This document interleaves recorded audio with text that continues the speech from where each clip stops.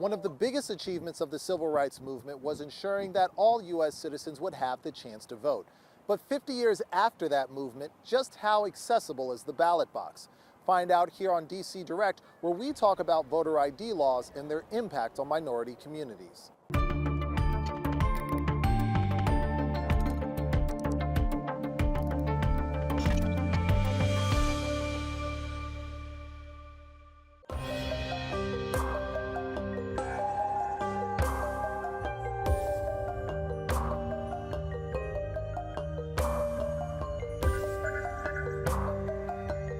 Welcome to DC Direct. I'm Lionel Donovan.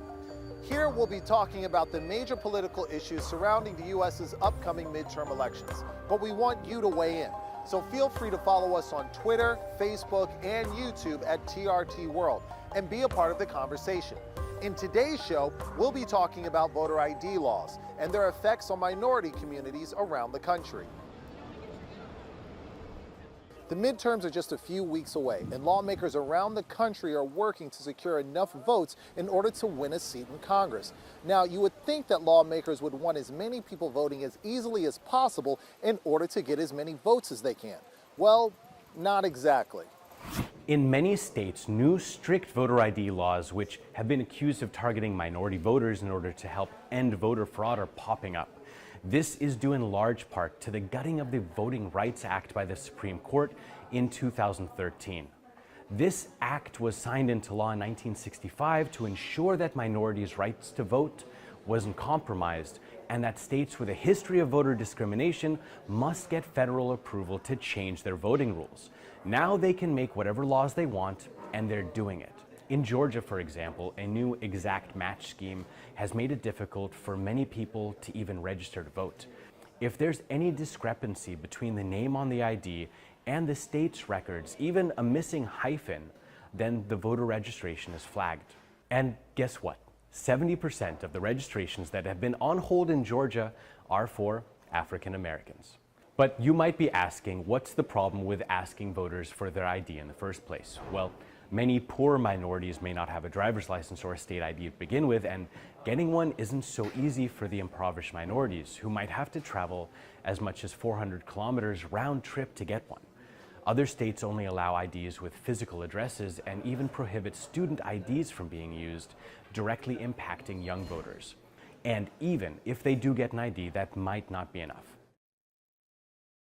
One of the big issues is that we don't just have 50 election systems, we have hundreds of election systems, because even within states, from county to county, there may be different requirements and different policies, and they have created a range of voter suppression policies, one of which has been around voter ID. It'd be safe to say that you think that these voter ID laws are being used as a political tool.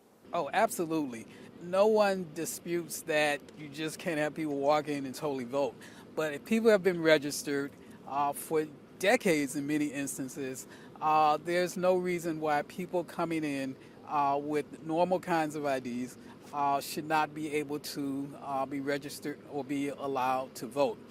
Nowhere else in the world do you have different voting policies and different voting laws depending on what part of the country you live in. So we know that it really does have an impact, and the concern now really is that 2013 Supreme Court decision that really kind of opened up the floodgates, particularly in the South. The negative impact of voter ID laws affects millions of people every election year. Now, those effects might not be felt as strongly in neighborhoods like this. Meanwhile, over here, it's a different story. Research has shown that voter ID laws have a negligible effect on voter fraud, but many of the country's most vulnerable are left without a voice in politics. So what's being done about it?